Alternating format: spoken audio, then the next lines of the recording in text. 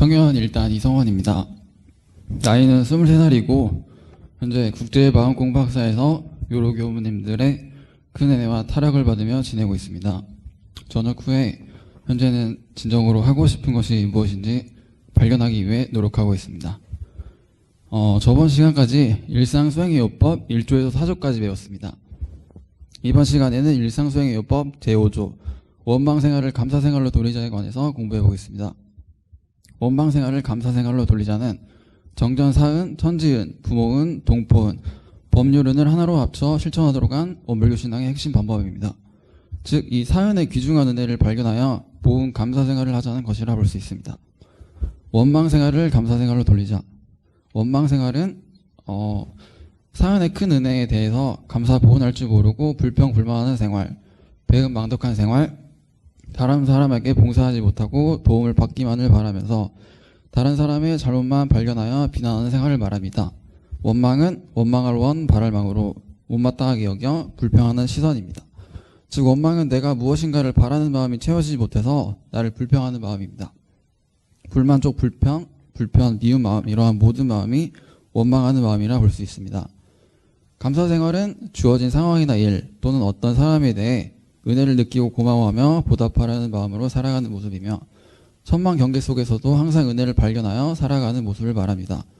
즉, 괴로움 속에서도 은혜 즐거움을 발견하고 원망스러운 일 속에서도 은혜를 찾아가는 생활입니다. 감사는 느낄감 세례할사로 고맙게 여기는 마음을 표현하는 것입니다. 대종경 제2교육품 제34장을 보면 대종사님께서는 현대의 사회의 뿌리 깊은 병의 하나가 바로 원망의 병이라 진단하시며 지적하셨습니다. 그러나 원망의 병을 치료할 수 있는 처방으로서 대종사님께서는 은혜의 자각, 지은 보은과 감사생활의 실천을 말씀하셨습니다.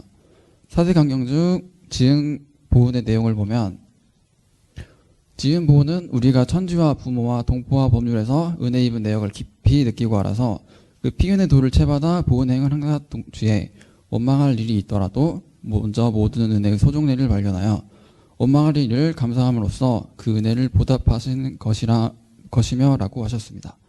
여기서 소종례는 어떤 일이 있게 된 진행 과정을 뜻합니다.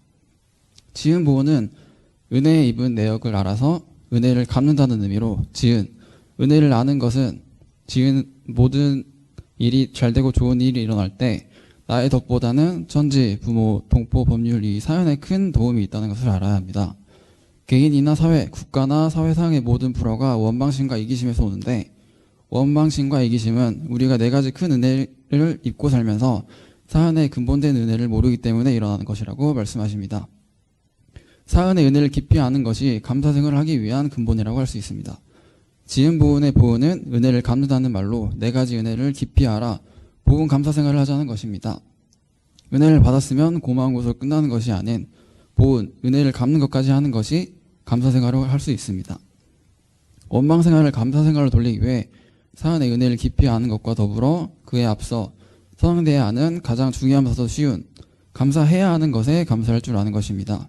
자주를 양보해 준 것에 대한 감사, 무거운 것을 들어주는 것에 대한 감사, 저의 강연을 귀한 시간을 내주셔서 들어주는 것에 대한 감사할 줄 아는 것 등 이러한 당연한 것들에 감사할 줄 아는 것입니다.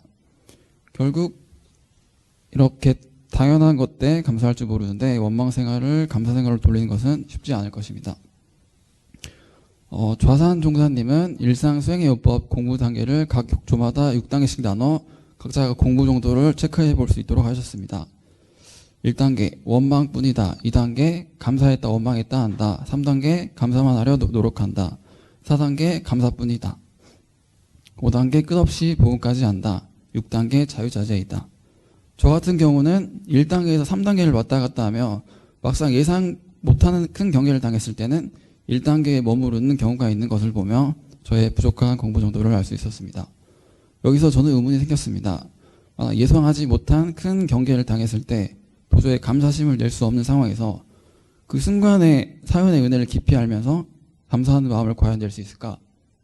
출근길 눈앞에서 버스를 놓쳤을 때의 원망심, 코로나로 인해 마스크를 쓰는 불편함에 대한 원망심, 우연히 길을 걸으면서 담배를 피우고 계신 분을 보며 지나치며 의도치 않게 담배 연기를 맡은 것에 대한 원망심 등 이러한 상황에서 감사를 발견하여 원망심을 감사심으로 돌린다는 것은 정말 어려울 것입니다. 대장송사법어 제2교리편 40장을 보면 대장송사 말씀하시기를 세상에서 제일 잘 사는 길은 은혜를 발견하여 감사 생활을 하는 것이요 세상에서 제일 못 사는 길은 해독을 발견하여 원망 생활을 하는 것이니라 말씀하셨습니다. 경계 속에서의 원망심 그 자체를 감사하려는 것보다는 이러한 해 속에서도 작은 은혜들을 찾아 발견하여 그 경계 속에서 무엇을 배우고 어떤 은혜가 숨어 있는지에 화두를 가지면 작은 해 속에서도 감사 생활을 할 수 있습니다. 경계 상황이야말로 감사할 수 있는 조로의 기회라는 생각으로 경계가 일어났을 때 그 속에서 무엇이라도 좋으니 작은 은혜를 발견하자는 생각을 해보았습니다.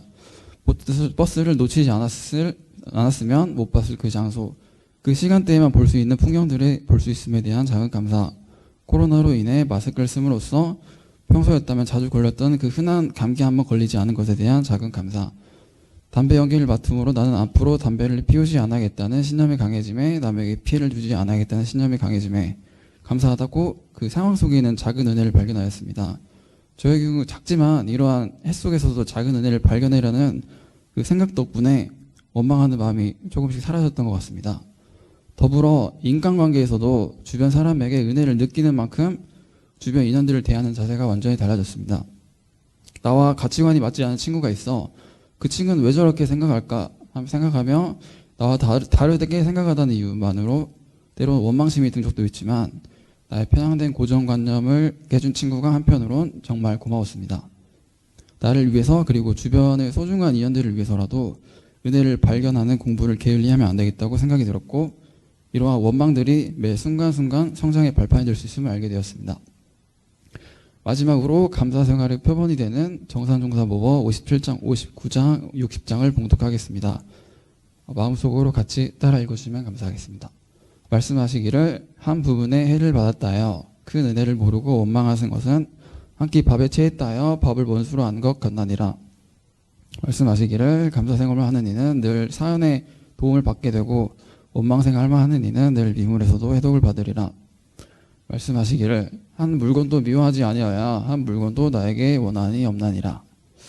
강연을 마치면서 처음으로 수요 공부반 강연을 준비하면서 강연 주제 원망생활을 감사생활로 돌리자를 나의 삶에서 얼마나 잘 실천하고 있는지 돌아볼 기회가 된 것 같습니다.